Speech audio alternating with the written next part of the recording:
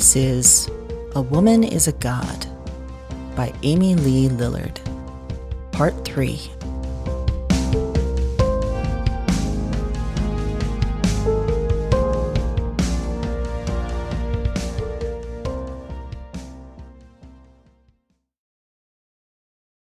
Wednesday. When I open my eyes, a message waits. How are you, Auntie? Vic sent it moments before. I think for the briefest moment of telling him the truth, the reality of what I'm seeing and experiencing. No, this is just something for me, at least for now. I'm okay, I dictate into a message. Doing some cleaning, staying busy, I add. Okay, he messages back. Let me know how I can help. I blink, clearing the chain.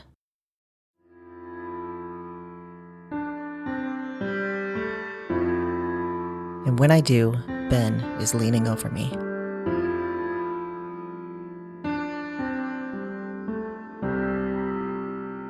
Morning, Starshine. I laugh and cough.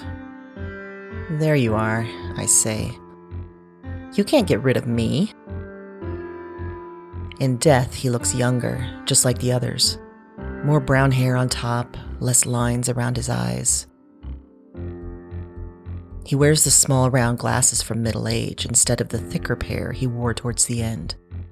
His body is the limber frame of his health, rather than the stark white skin and bone of age. No matter how hard I try.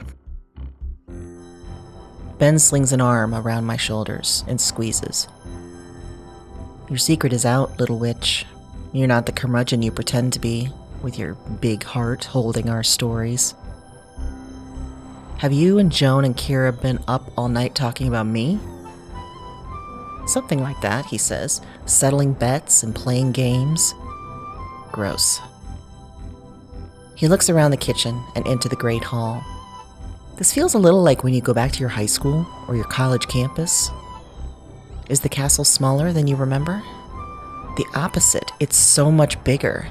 I just thought of it as cozy, so in my mind it became more compact. I think of how each death, each friend leaving, has made the castle feel like a relic, a vast space that makes my voice smaller, that scares me with its echoes. I'm sorry, Ben says. For what? He turns to face me. I didn't want to leave, but I also... You wanted to be with Elliot. Yeah. In Ben's last year, he asked for Elliot all the time. At dinner, at drinks in the hall, whenever he saw one of us. It was always a gentle, casual question. Had we seen his husband? Elliot just stepped out, Ben insisted. Was he back yet? At first, we were stricken. Later, we just smiled, told him Elliot would be back soon. Maybe that answer was better for us than Ben, but we couldn't stomach repeating the cold truth that Elliot had died. There's no apology needed, I say. You belonged with him. His eyes narrow, a squint against a space we can't see, and I found him. I knew you would.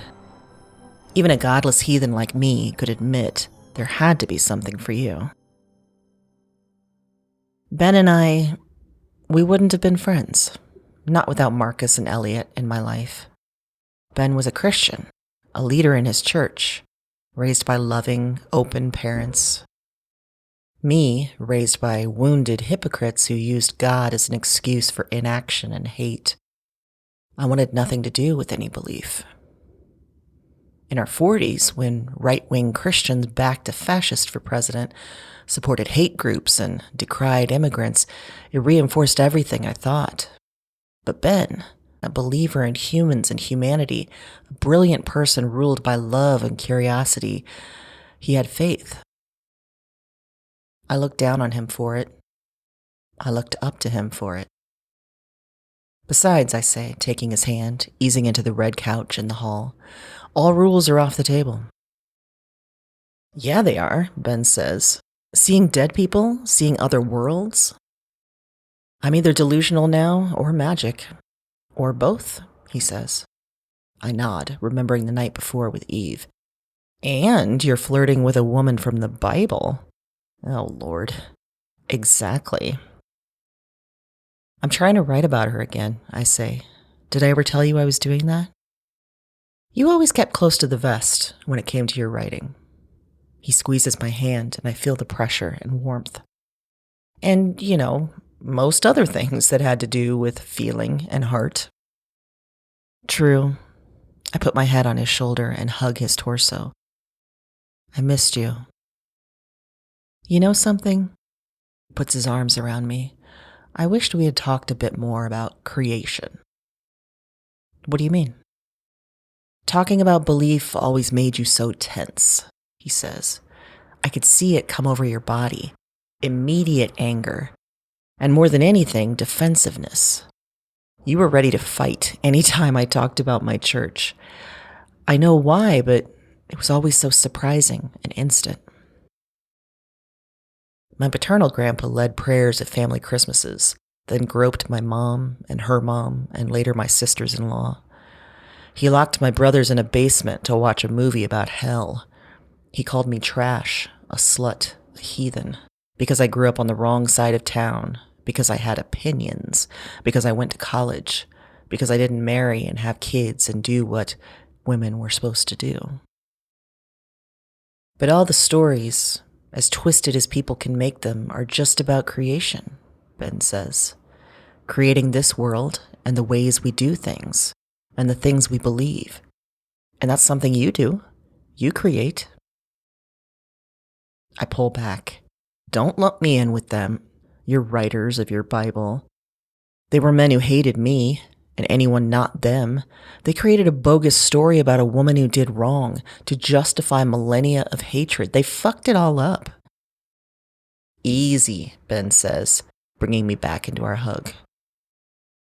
I never understood it, I say into his chest. You're so smart, yet you believe in that shit.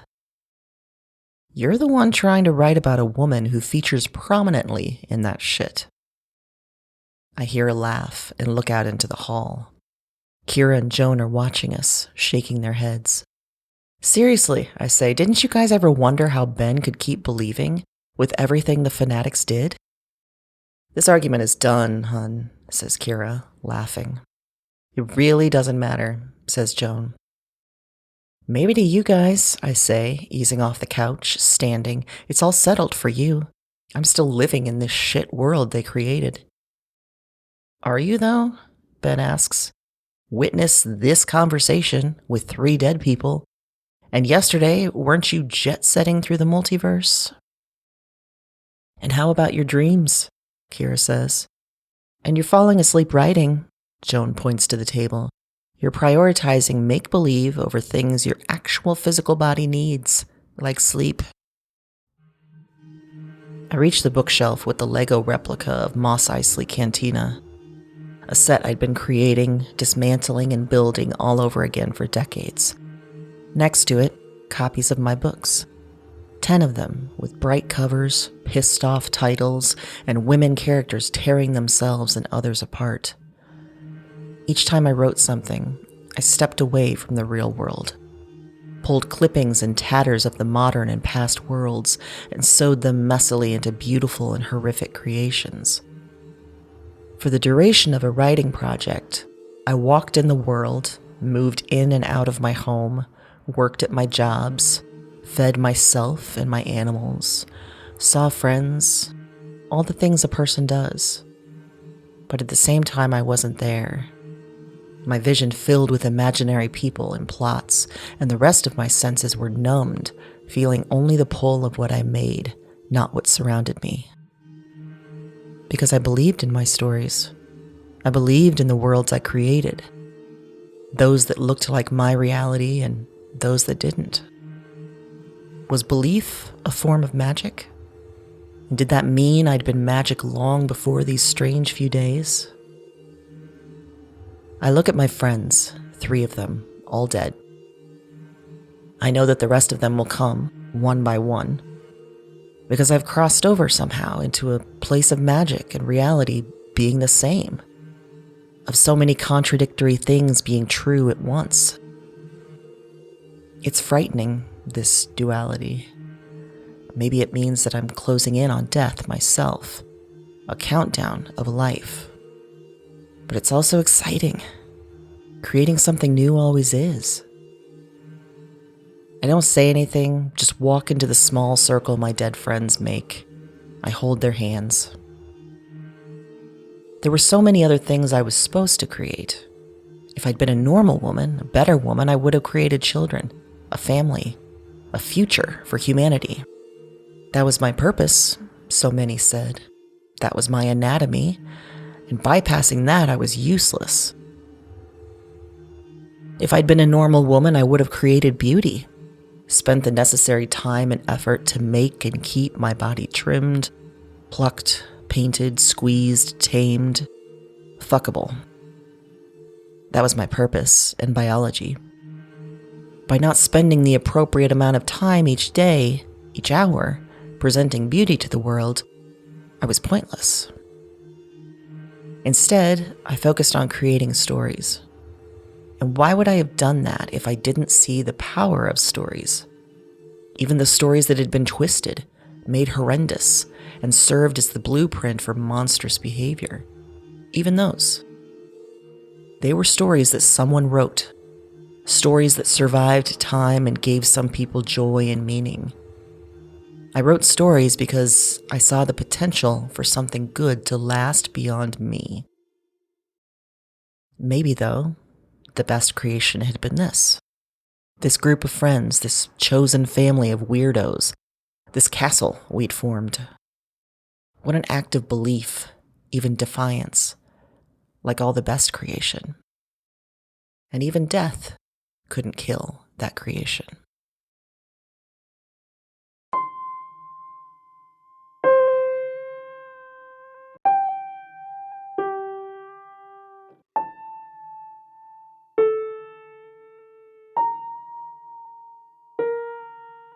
When I find myself there again, the place of monochrome and shadow, I have a moment of disquiet. The hours in the waking world, where had they gone? Ben had arrived and the four of us had talked, and then what happened to the rest of the day?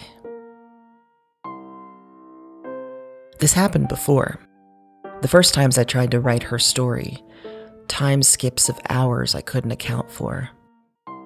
Back in my drinking days, I blamed it on a blackout.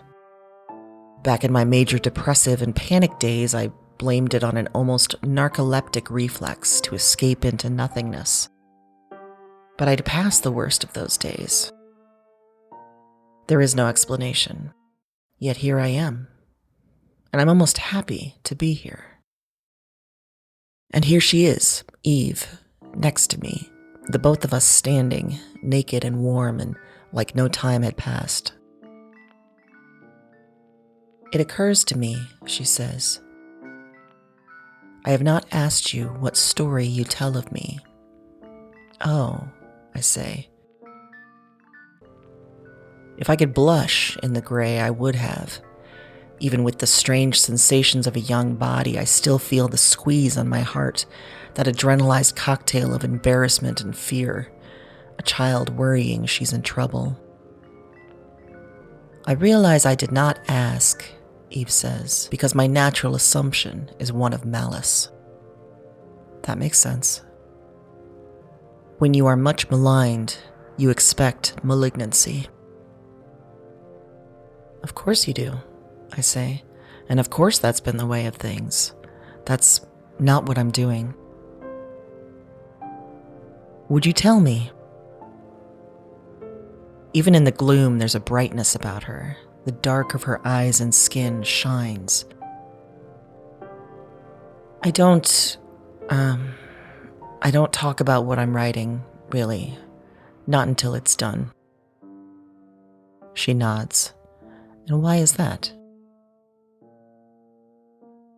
I blow out air in the semblance of a raspberry. I laugh a little. My hands cramp. I'm a little embarrassed, I say. And deeply insecure and afraid of people's reactions, which means you have shared in the past and had negative reactions. Yeah, I say.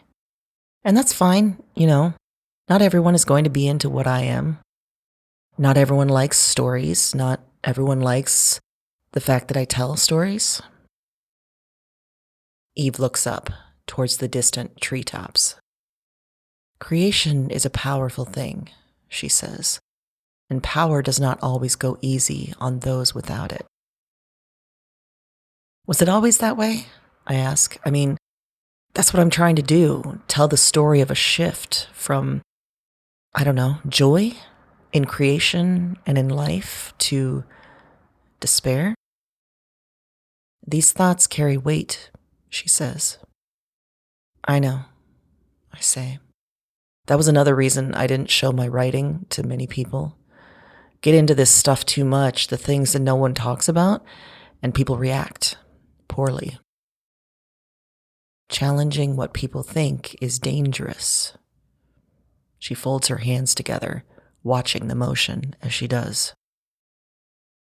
And religion, I say, it just gave people an excuse to stay small, to think small, to guard themselves against anything new, anything that challenged their ancient guidebooks. She lets that hang in the air. We slip into silence again, the kind that defies filling. I look around at what my eyes would see, shadows and light, tree shapes, the silhouettes in the distance. I wonder if there are other people here, other old ones like me. The idea makes my hands shake. I don't want to know if I'm not singular. After a time, I speak again. I didn't mean to dodge your question. Which question is that? She asks. About the story I'm writing? You do, though, she says, her eyes on me. You are uncomfortable, or not yet comfortable. Either is natural. Both are understandable. You said last time that the weird stuff happening, the time skips, the aches, I say, remembering them all. It's all because I believed the stories about you, that I believed you were the reason we women were damned. Yes. You don't really think that, do you?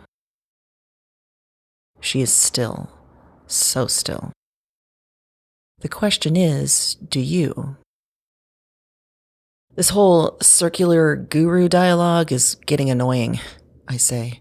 Instagram died for a reason. She smiles. It certainly wasn't due to too many gurus. She makes a hard yet delicate sound like a laugh. That's one thing humans will do to their end. Seek out someone to tell them what to do. I don't believe in any of this, I say. I don't believe in your story, not how it was told, anyway. So how could I really think that you were the root of misogyny? Eve simply watches me, quiet. She lets me circle back over what I said, understand the paradox of it.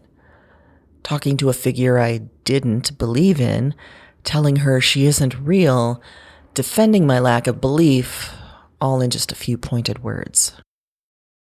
Okay, I say in a small voice, I'm sorry. I'm acting like, I don't know, like an animal cornered or something. Just lashing out for no reason. We are all just animals, she says. We're worse, I say, squeezing my fingers into fists. We think we're better than animals. We think we're more important, that we have some purpose. But we attack and kill each other to prove that we're better than animals. I think of life outside the castle.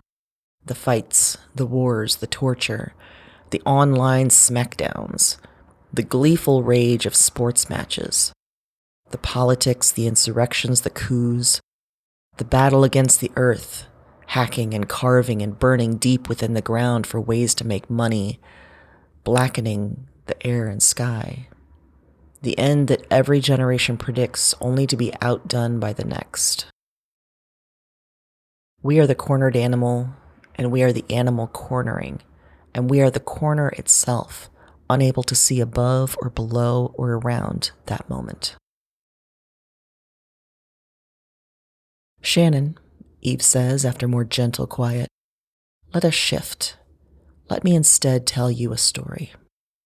The air around us had moved in the way of a breeze, but now it stops. Everything stills. The shadowy trees and the hints of figures. The pores of my skin open, wide, wider, knowing something I don't. Then the world clears.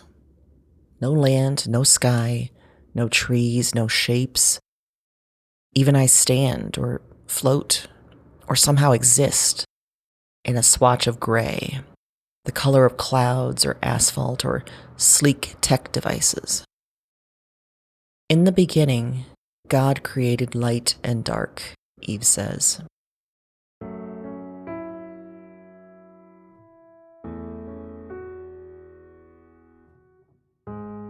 A shape of a person, their back to us, appears in the gloom. They hold out their hands. In the right hand, a small orb forms, growing in heat and color until I can see the sun in miniature. In the left hand, another orb, flatter, thinner, its edges smudged and moving. Dark, darker than any city sky I've ever lived in, darker than rural highways at night, darker than the dirt underneath the earth. The person holds them both in a long moment of contemplation. Then the being disappears, along with the light and dark they held. Or, Eve says, in the beginning, there was nothing but Nyx. A bird appears, massive, its black wings spread to cover my vision. The wings flap, and the bird flies. Then it settles, still. With a great heave, she lays a golden egg. The egg cracks. One half of the shell rises into the air and becomes the sky. The other half of the shell falls and becomes the earth. Another long moment as Nyx considers what she's done. Then the scene clears, resets. Or, Eve says, in the beginning, Pan Ku died.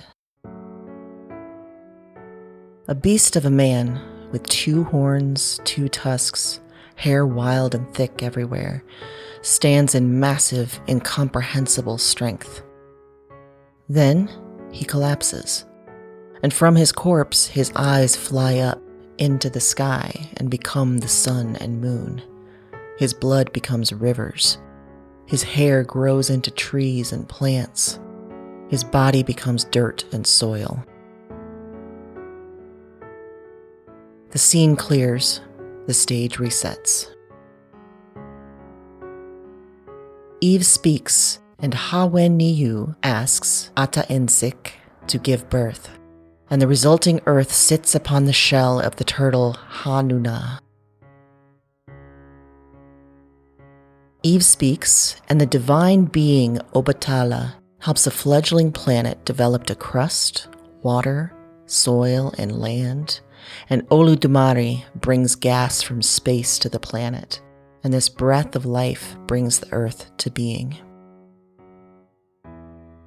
Eve speaks, and the feathered serpent Kukulkan comes to life and molds the first of a series of failed experiments of humans. Eve speaks, and Marduk emerges from a massive celestial war and creates night and day, and the moon also. He creates clouds and rain, and their water makes the great rivers. Eve speaks, and Tekori becomes Tekorumatwa, and from it comes night, and the long night, and the great night. And from them come the light, and the long-standing light, and the dawn, and the cloud of the dawn. Eve speaks, and from emptiness comes the sons of Bur, who lift the earth out of the sea. The Azer then finds places for the sun, the moon, and the stars, and begins the cycle of day and night. Eve speaks, and from a state of dark sleep, Sviambu rises. It creates the primordial waters and the seed of creation. The seed turns into a golden womb, Hiranyagarbu. Eve speaks, and creators create, and at some point, I grasp her hand. Maybe I want to feel the power that seems to be coursing through her. The sorcery and witchcraft that she seems to hold, the pure authority. Maybe I want to keep her tethered here, afraid she might slip off into one of those tales unfolding before us, leaving me. Maybe I want something else entirely. The stories continue, one after another, from every country, every culture, every time, every brand of human being. Every creation story, with someone who starts it all by knowledge or accident. And as the stories continue, as deity after celestial being after magical creature has their turn, the slate resets. Until finally, everything is gone. The gray, the hint of atmosphere, the sense of being in my body, all gone. It is the dark, where my eyes strain and nothing emerges. I neither feel nor hear my breath, or my heart, or my brain, just my hand in Eve's own. And then, it's slightly less dark. Far, far off in the distance, an incision of light through the gloom. I grip, and Eve grips back. The light grows like a child in a womb. First the size of a fruit fly, then a pea, then a kiwi, then an orange, growing, and with it, gradient, gradations of light, spectrums. I gasp and feel and hear the noise I make. Color spreading from the shape, spreading and pooling into a demarcation, a horizon, a first sunrise, and Kodachrome and digital brilliance and virtual reality, and also in truth, because with it comes warmth and a pungency of growth and a sound of crackling.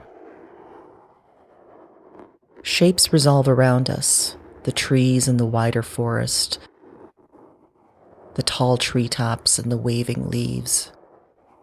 We are in the same place, back where we started. The monochrome and copper woods, but now vibrant, filled with light, green and blue and amber and brown, and with animals, squirrels and sheep and seahorses, cows and cats and crows, murmuring, chattering, living. And above us, a branch close enough to touch, the pulsating red of an apple. Is this, I say, my voice hoarse from the eons of silently watching all the creations? Is this the garden? I turn to face Eve and gasp. There she is in full color. Warm brown skin and eyes and lush black hair and a firm, full figure and strong, stout limbs and a round belly. Poetry in a bodily form. This is my home, she says. I see movement above, near the apple. When I look, it's gone. From the corner of my eye, I see it again, follow it again, find nothing again. Eve watches me. It's happening, I say. Creation doesn't stop at the forming of light and dark, she says. We must continue the story. No, I say, looking, chasing that quick movement in the tree. No, this is when it goes bad. Bad or good, both have places in the story. There's the serpent, I say, pointing towards the apple, the frenetic movement I can't capture in place. He's going to ruin it for you, I say. We've done this 1,000 times, she says. Connection, temptation, annihilation. She raises her arm to the branch and, scurrying, slithering, the serpent comes and places his head on her palm. No, don't listen to him, I say. My body has returned, and with it the choking hold of panic. Don't do this. The serpent makes noises, a sound that approximates a breathy and wet whisper. Eve cocks her head, listening. In the distance, I see the shape of a man fluttering into being. Eve, please don't, I say. They'll blame you for everything, blame all of us. She leans away from the serpent, turns her eye to the apple. We're the fucking punching bags for the rest of history, I say. Please stop. Eve reaches her hand above her head. They never questioned the creator or the snake or Adam, I say. They never questioned the rules. Just you and your disobedience and all of us that come after you. She looks at me as she grabs the apple. I feel a sinking, a drowning, as she takes a bite. A wind howls and spins. The man appears at her side, looming over her, his face contorted into a pained scream. The god appears on the other side, shrouded in pure light, pulsing with a rhythm I can only call enraged. But Eve, she just looks at me and smiles.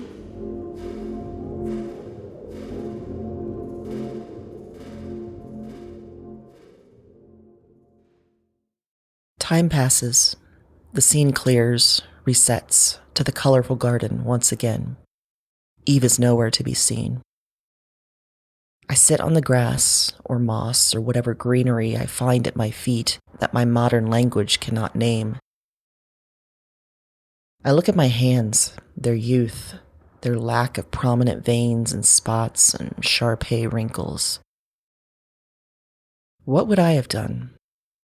If this story was real, if Eve was instructed by God to stay away from the apple, if the serpent appeared and spoke to her of the joy and knowledge that would come if she disobeyed, the sheer delight of sweetness on her tongue,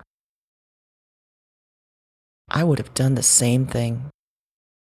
Grabbed that apple and bit hard. Because how dare they? How dare that God make such a rule, demand ignorance from his creations, require obedience to be loved? How dare that man, that Adam, go along with it, blame his partner to curry favor? How dare they ask us to not question, not be curious, not tell stories? How dare they blame all who followed for such a small fucking thing? Like Eve said, this was her home. She was at rest, in comfort, in plenty in her home. And she wanted to learn, for the joy and surprise that came with learning. Instead, she was supposed to deny herself that animal longing to explore, to see, to hear, to follow curiosity. She was supposed to stay small. Only in that way would her God still have power over her. Maybe that was the real reason for punishment. God had no more power over someone who knew the things he did. He had no power over an equal. So he must crush her, convince her and all who came after they had no power. And he had to promise that power to men if they would obey blindly, if they would mistake ignorance for strength, ritual for morality, terror for respect. They found it easy. Eve was the original witch, powerful and punished, and Adam was the man who sold the world. I think about all of this and understand that it's familiar ground. For years, as I'd tried to write my story about Eve, I'd tried to channel this understanding into the work. But something didn't work and I could never figure out why. The story fell apart in my hands. There was something incomplete, something I didn't understand about Eve or the other players or the play itself. And that lack of fullness, that failure, that half-done witch's spell meant I was continually haunted. And then Eve is back. She appears next to me, legs curled under her, face brightly dark, smile still firm. My heart, my breath, my body, all of it catches. "Where'd you go?" I ask, my voice plainly telling of my need. "I was exiled, as this story goes." She speaks lightly, her smile staying put. "And I had children, one who killed the other." "I don't understand what's happening. You said this has happened thousands of times?" "You know how this works," she says. "Stories are told again and again, passed again and again. They start and they proceed, and then they come to an end." "What is the end? You disappeared from the story after Cain and Abel." "There's many endings in this particular creation story." She waves her hand in the air and a small window, like a tiny TV screen, opens. There's the end from the flood. On the screen, tsunamis and hurricanes and mudslides, while a protected few sailed on an ark. There's the end from the death of Jesus. On the screen, the crucifixion. There's the end of Revelations.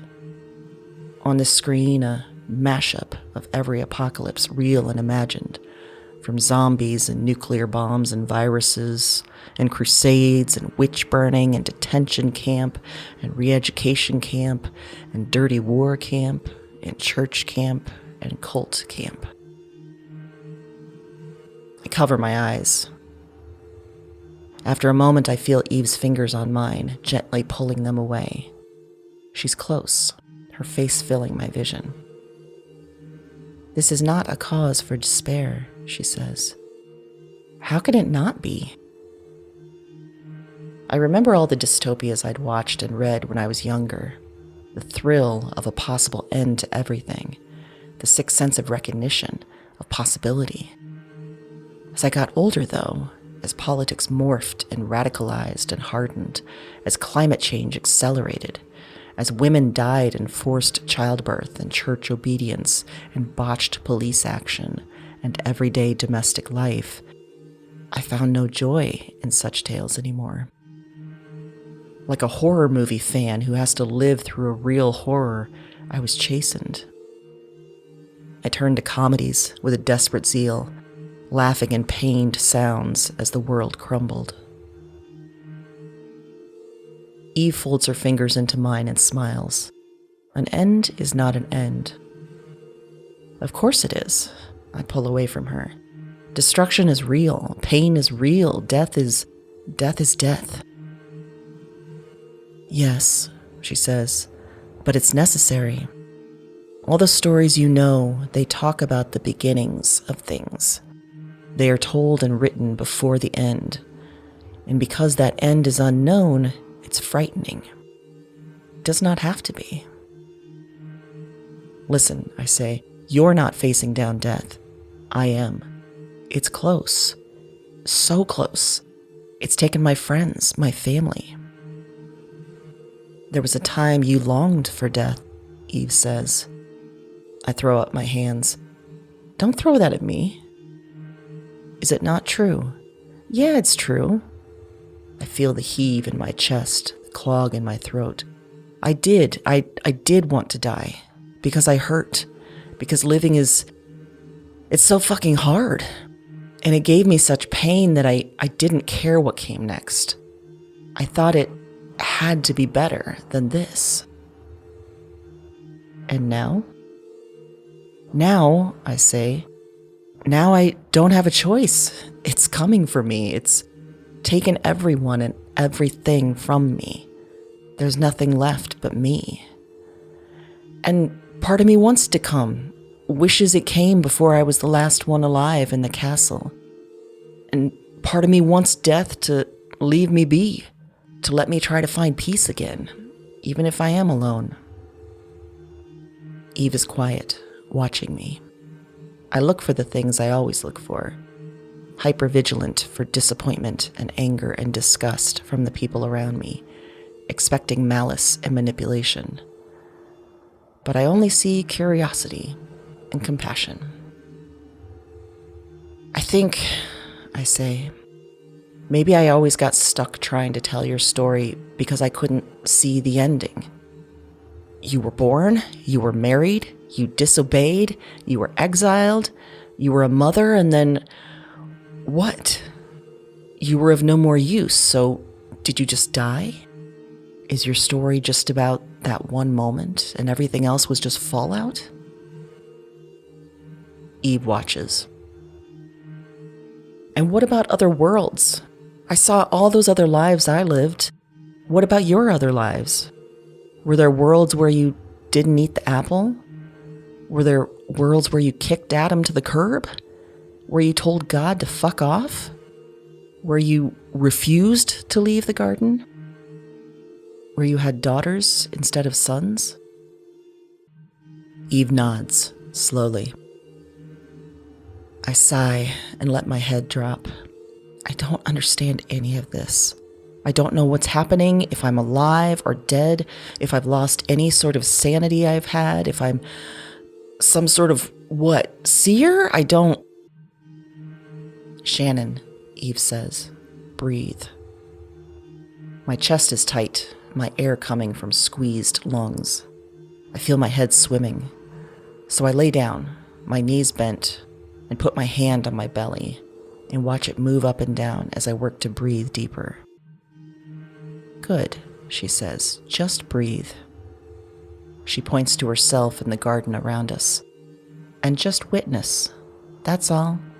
Just see and feel and be. I lay on the green and breathe. See and feel and be, Eve says. That's all that is real. That's all that reality is. What we witness. No matter if there is no sensible explanation. I've never really been able to trust what I see and feel, I say. Why? Because I was always different? I never knew why, but I knew that. The things I felt were different than other people. The things I saw, I didn't understand like they did. I found words for it later in life, but it never changed that difference. None of that matters here, she says. And all of that matters. It is what you see and feel, and thus it is reality. I breathe and watch the wind sway the leaves of the tree of knowledge, and hear the chatter of the other life in the garden, and sense Eve next to me. Will you tell me how your story ended? I ask. But it hasn't, she says. That's the point. I breathe. Will you rest with me? Yes, she says, and eases herself down on the green next to me. We look up. Do you see them? She asks. What? The stars. It's daylight, I say, but as I do, I notice bright orbs of light dotting the sky, piercing the blue. Oh. I used to call that one heaven, Eve says, pointing at what might have been Venus, and that one glory, and that one Lois. Lois? I laugh. I liked the sounds of the word, she says, and I felt her smile. How about that one? I ask, pointing at what I think might be the North Star. Shashin. Isn't that what you said to me when I first came here? It means many things. Greetings and best wishes, and may love and light guide you, and what's up? I laugh again. I feel her hand close to mine, so I reach out and grab it once again. I feel lighter and stronger. I ask about more stars, and she tells me their names. and draws constellations. And I see and feel and am.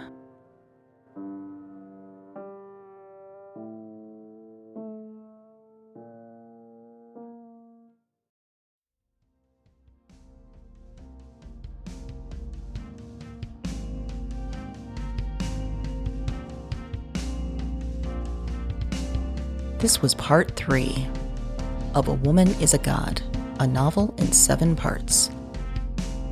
Written and read by Amy Lee Lillard. Original music and audio production also by Amy Lee Lillard. Amy is the creator of Weird Woman podcast and the author of 3 books, Exile in Guyville, A Grotesque Animal, and Dig Me Out. And she's the founder of Rebel Yell Creative, helping creative individuals, community groups, and small businesses build, create, and resist through creative consulting, courses, and community. Find more in the show notes. If you'd like to read A Woman is a God, the full ebook is available at rebelyellcreative.com. If you like what you hear, tell a weird friend. Thanks for listening.